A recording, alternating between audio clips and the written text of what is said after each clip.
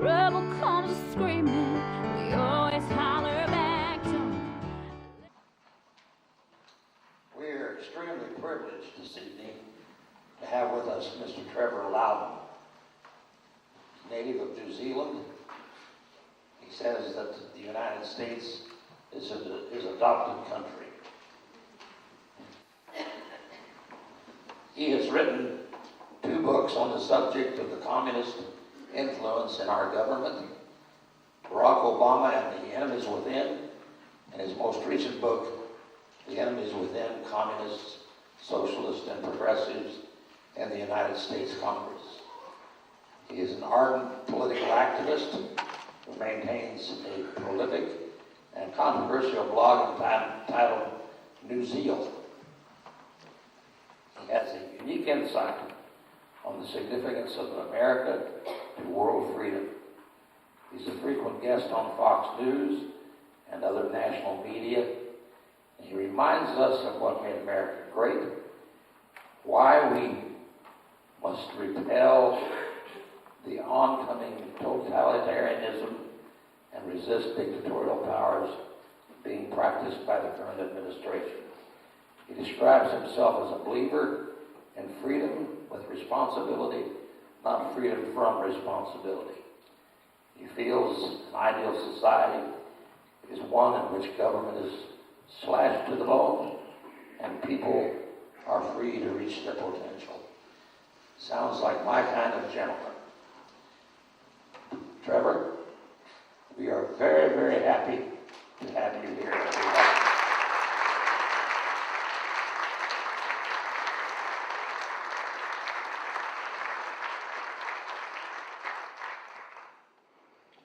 Thanks for the great intro, and thanks for having me here, guys. Can you all hear me okay?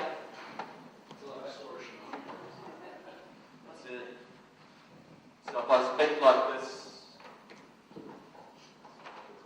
is it okay now? Sorry, I forgot your name. Can you hear me all right? I can hear you now. Okay, well, I'll speak. If there's any problems, just let me know. The other thing is, can you understand a real southern accent? That might be more the issue. Okay. Come from as far south as you can get without being a penguin, basically. Now look, okay. I've got a little gripe with Indiana, I have to say. Because I was going to have a big chapter on Dick Lugar in my book. And you guys got rid of him. And I decided very well. That was a great achievement. I know you didn't get your man into the Senate, but getting rid of Dick Lugar did a great favour for America, I can tell you, and the whole world. He wasn't just a progressive, he's as far left as you can get.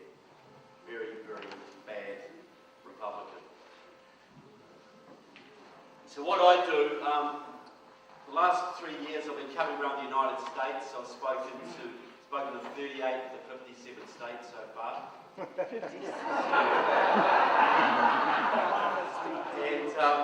I come on 90-day visas. They give me 90 days at a time. I'm very, very tempted to do 91 because apparently I get a free cell phone and healthcare.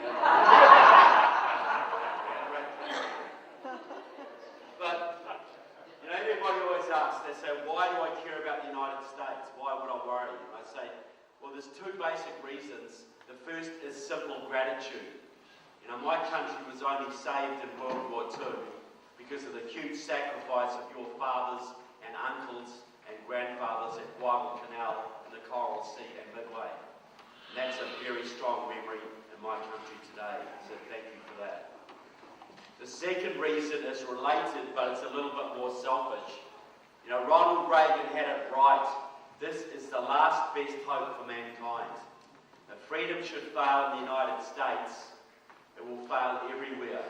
If you lose your constitution, your liberty, your economy, and your military, all of which are in grave danger, the bad guys of this planet, I'm talking Russia, China, Iran, Cuba, Nicaragua, Venezuela, North Korea, and their Islamic allies, they will carve up this planet amongst themselves. I get emails all the time from Americans saying to me, look, if things turn bad here, can I come and live in New Zealand? I say, come down for a visit, you'll love it, but it's not a refuge. Nowhere is now. Just 1,500 miles to the north of my country lie the beautiful Fijian Islands. A wonderful place, except the Chinese are now training the Fijian military. They're building big hydro dams on the islands, and I think they'll have a naval port there before too long. Same is happening in Tonga and a whole bunch of other Pacific microstates. About 2 years ago, the Australian Minister of Defence, and if you don't know, Australia is a small island off our west coast. The Australian Minister of Defence was up in China for talks, and a top Chinese general publicly embarrassed him. He said, now is the time for Australia to choose. You need a godfather. The question is this, will it be an American godfather or a Chinese godfather? If you are smart, you will choose China, because we are the growing power in the region. Now, he wouldn't have been arrogant enough to say that under President Bush, even under Clinton, certainly not under Reagan. But he's arrogant enough to say it now because he sees the leadership that's coming out of your White House. And all around this planet, folks, your allies from Israel to Germany, Britain, Canada, Taiwan, South Korea, Australia, they are all freaking out because they see that your president seems to love the bad guys more than he loves them. That's causing huge instability around the planet, folks. You've got a president who cries peace. He's got a Nobel Peace Prize in his trophy cabinet, yet he is leading us into war. Israel has no friends left in the Middle East because of his meddling, and they may be forced to take desperate measures to defend themselves, and those measures could put us into World War III. Japan was never supposed to rearm after World War II, and now it is. That doesn't make us happy in New Zealand and Australia. Well, you can understand, because we know they cannot trust Obama to protect them from North Korea and China. Your allies are looking at you, folks. They saw what your president did to Poland and Czechoslovakia, took away their missile shield protecting them from the Russians. They saw him abandon Georgia to the Russians. They see him diss Israel on a daily basis, insult Britain and every other ally they can think of. And now, with the Ukraine, Vladimir Putin is invading that sovereign country. America has signed a treaty to protect the Ukraine in the event of Russian military aggression, a solemn treaty. And what's Obama doing? He's sending out John Kerry. What's Kerry going to do? Cut off Russia's ketchup supplies. That'll terrorise Mr. Putin, won't it? So all your allies, folks, are freaking out. What use is it being an ally of America when he doesn't seem to like you and he loves the bad guys more? You saw where this is going when your president called for support to go in Syria not long ago. All your allies were lining up, right? Couldn't wait to get on board, could they? I'm not saying they should have, it was madness. One country. That just shows where American power and prestige is going, folks. Vladimir Putin, the old KGB man, and as he says himself, there's no such thing as a former KGB man, spent most of his life trying to destroy your country. Now he's regarded as more of a statesman on the world stage than the so-called leader of the free world. Obama has spent his entire life working with pro-Soviet Marxists. Their number one agenda was always to destroy your military. That's why they set up the peace movement, to destroy your military and alienate your allies. Your president has done more to gut your military in his time of office than any army on the planet could do. He's taken out whole weapon systems, destroyed morale with the gay policy and women in combat. He wants to cut your nuclear arsenal to 265 nuclear weapons. The Russians alone have more than 6,000 that we know about. But they would never use them against you, would they? Because they're your friends now, right? Obama has worked with the enemies of America his entire life. The most telling statement Obama made in his entire first term of office, when he was caught off mic with Dmitry Medvedev, the then Russian president in South Korea. Yes, Mr. Medvedev, when I get re-elected, I'll have more flexibility to deal with you. Yes, said Medvedev, I understand. I will pass your message on to Vladimir. We are with you. How much more of a warning do you need, America? How much more blatant does it need to get? Somebody was looking out for you that day. The fact that that microphone just happened to be on just at that time, because that is the agenda of the Obama administration. This isn't about a depression, folks. This isn't about losing some of your rights. This is about the very physical survival of your country. And if you go down, folks, so do we. All of us. 1,000 years of darkness if we're lucky. Now, my two books. The first book was Barack Obama and the Enemies Within. Nearly 700 pages on Obama's ties to pro-Soviet Marxist, communist, terrorist and anti-American elements. The second book, I'll tell you what, folks, 700 pages, that's real heavy. I got real sick of lugging that around the country. Okay? And I vowed and declared and solemnly promised that my next book would be smaller and lighter. And this one's Communists, the Enemies Within, Communists, Socialists and Progressives in the US Congress. And guess what? It's bigger. Those commies just kept on coming, folks. And I couldn't leave it, I just didn't have the heart to leave them out. Book profiles 51 members of the House and 14 members of the Senate, and it would have been 15 without you guys, with identifiable ties to pro-Soviet, pro-communist, anti-American elements. Now the second book is about the two big secrets of modern communism. Now the first big secret, I think they borrowed from the devil, because we all know that the cleverest thing the devil ever did was to convince people he doesn't exist. What have the communists done in the last 20 years, folks?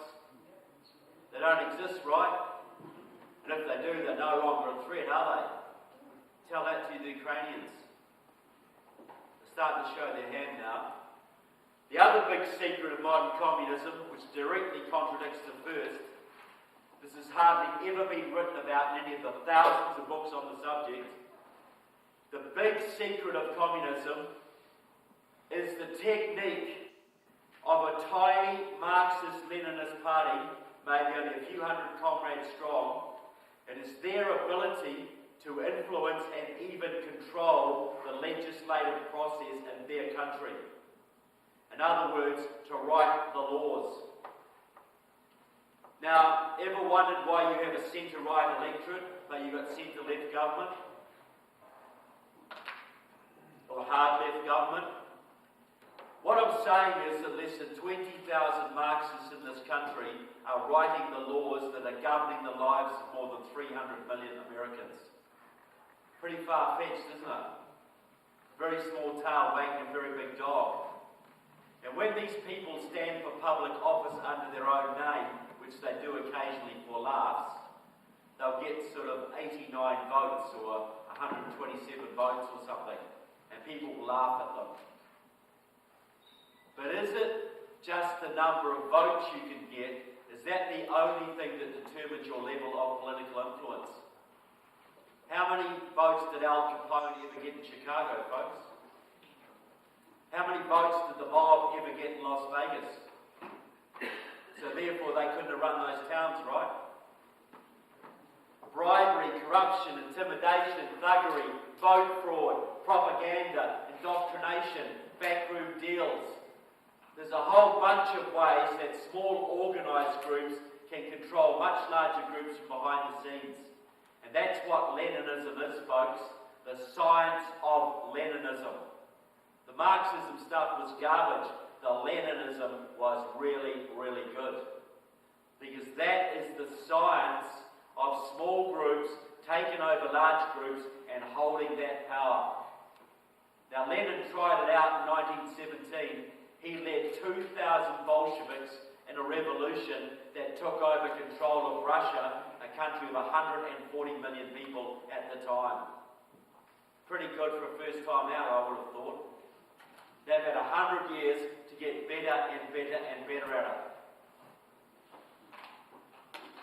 Now, the key to their program in this country, as in most Western countries, is control of the labour unions.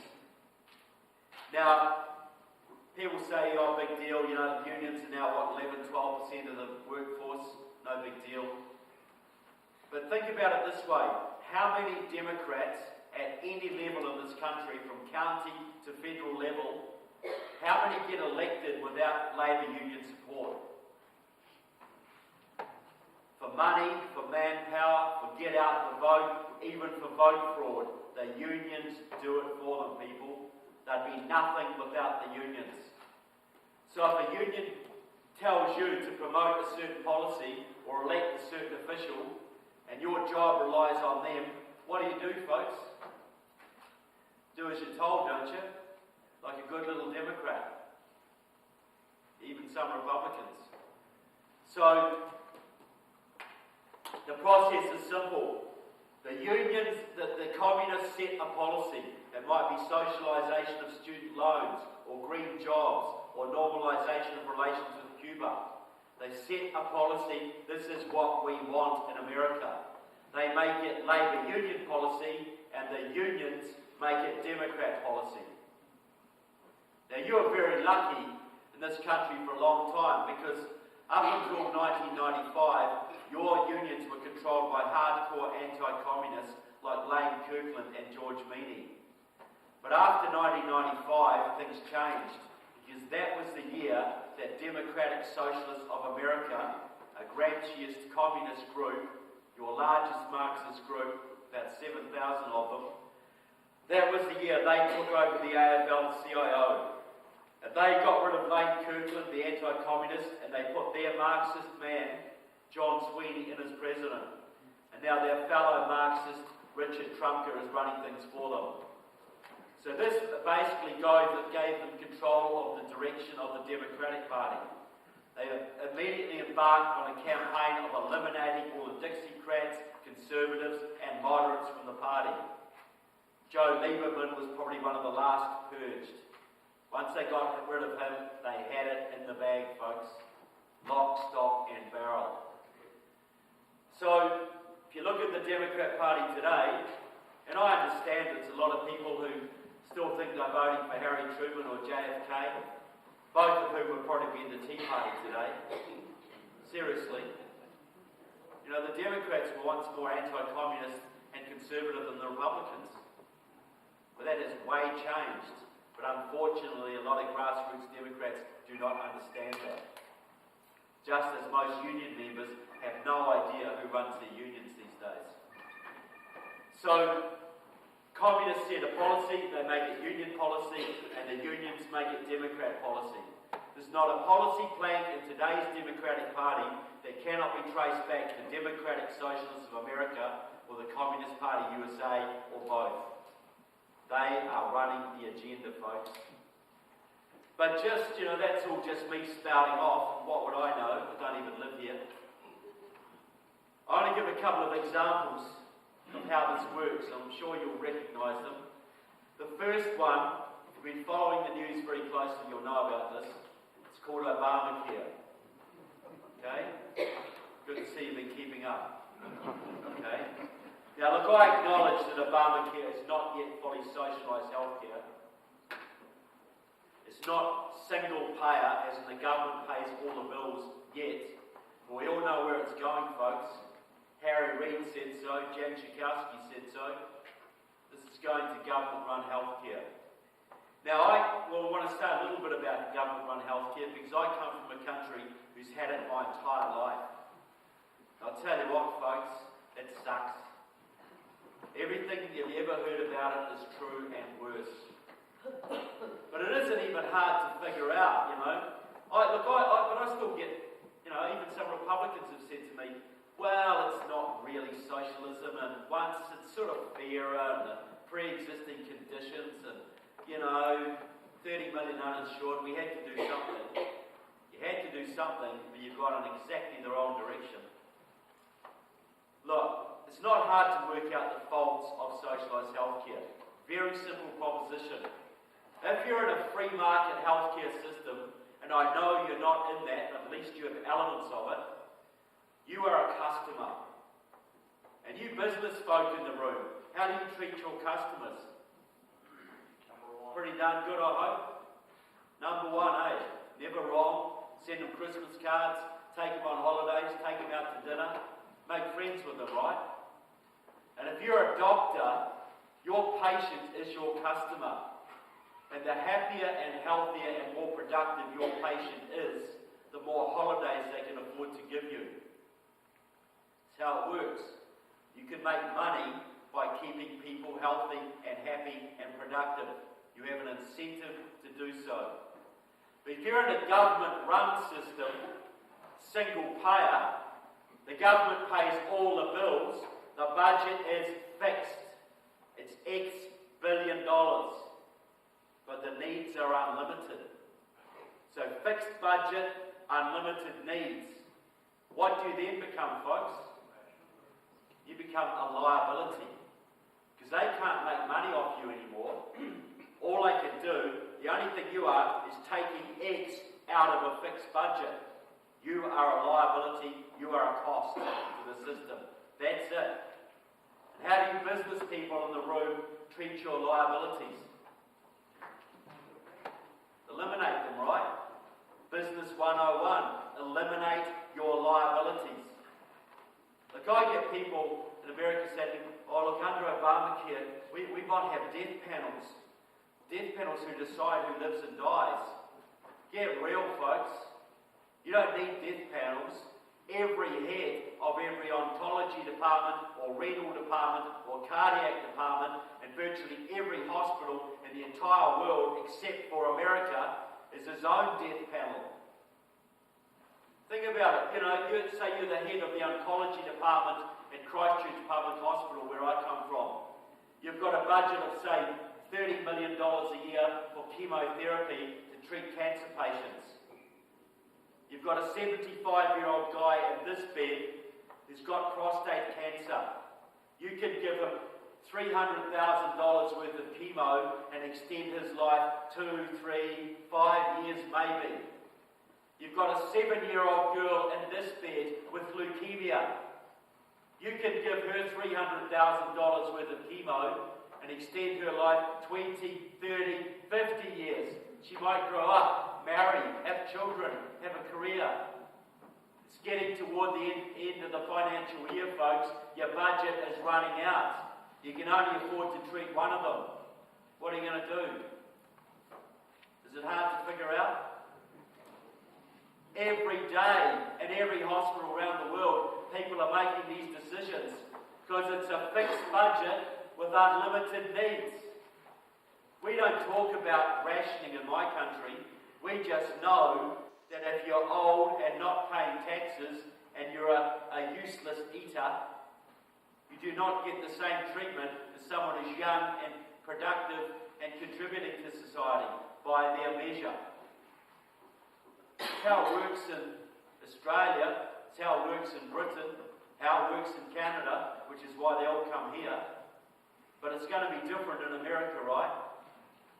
Because the laws of economics don't apply here, do they? It cannot work any other way, folks. If the government run McDonald's, you know you'd have burgers every second Tuesday and milkshakes on Wednesdays. You know that. So why will healthcare be any different? Look at the Veterans Administration. What is that but Obamacare before anyone else got it? Government-run healthcare, same as the Indian reservations. Government-run healthcare. You want to be treated by an Indian reservation doctor or a VA doctor? Because that's what Obamacare is, folks. It's exactly what it is. And it can't be anything else. Now, the father of the single-payer healthcare movement in this country is a man called Quentin Young. He's pushing 90 now, lives in Chicago, not far away. Retired physician. In my darker moments, I often wish he'd gone to live in Britain 20 years ago, because he probably wouldn't be with us now. But he is. And he's been trying to wreck your healthcare system his entire working life. 50 years he's been at this. He set up positions for a national health plan, a whole bunch of other single-payer organisations, worked with the AMA, worked with Canadian doctors, and worked with people like John Conyers to get single-payer legislation in front of your Congress on several occasions. But it always got voted down. But in 2009, with the Affordable Health Care Act, they finally started to make progress. It's not surprising the progress came under Mr. Obama, because for many years in Chicago, Quentin Young was Mr. Obama's personal physician and friend and political mentor. Quentin Young openly claims credit for indoctrinating Obama into socialised healthcare. Says Obama was a huge fan of single payer when he was an Illinois state senator and nobody paid any attention to him. Quentin Young was a 40-year veteran of the Communist Party USA. Any Vietnam veterans in the room? Thank you, I knew there would be some. Back in 1972, Quentin Young and 3 other doctors went to Vietnam, North Vietnam, to offer their services to the communist government when they were trying to kill people in this room. That's how patriotic Quentin Young is. Your president's friend. Got a big picture of them smiling together in the book. Quentin Young then joined Democratic Socialists of America, and they are the people behind Obamacare, 100%. They've been promoting this 40 years. They had people on Hillary Clinton's health panels back in the 90s. They've been promoting it through Physicians for a National Health Care Plan, through the AFL-CIO, which they control, and also through the Congressional Progressive Caucus, 80 members of your House of Representatives, which was set up by Democratic Socialists of America. That's their transmission belt for their policies into your Congress. They use all those avenues to promote what you've got now. Chipping away and chipping away. And now they are boasting in their publications that Obamacare is going to fail. Obamacare is going to fail, and that's great, because then they're going to blame the greedy doctors and the insurance companies, and single payer comes next. That's the plan, folks.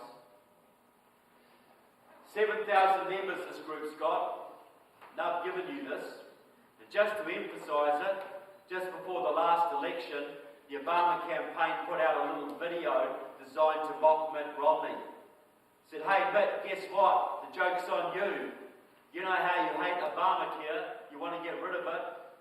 Well, the man who designed it for us, the architect of it, their words, John McDonough, former Massachusetts state legislator, Harvard academic, guess what, Mitt? He was the man who also designed Romneycare. So, ha. And it's 100% true. What the video did not say is that John McDonough was the former chairman of Boston Democratic Socialists of America.